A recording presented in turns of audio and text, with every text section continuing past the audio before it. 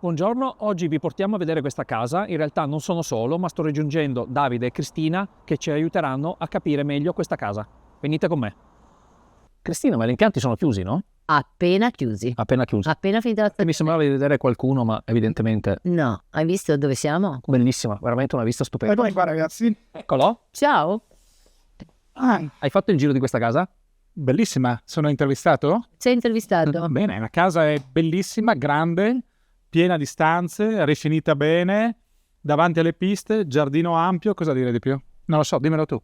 Potrei solamente aggiungere che c'è un ampio garage, una bella taverna attrezzata per feste e ricevimenti, un riscaldamento autonomo tutto a legna. Beh, direi che è già abbastanza. Sì, direi che Forse manca solo l'acquirente giusto. E quindi se cercate una casa ampia, soleggiata, fronte piste, in mezzo alle meravigliose montagne del Tarvisiano, andate a visitare il nostro sito tarvisio.rigatti.it.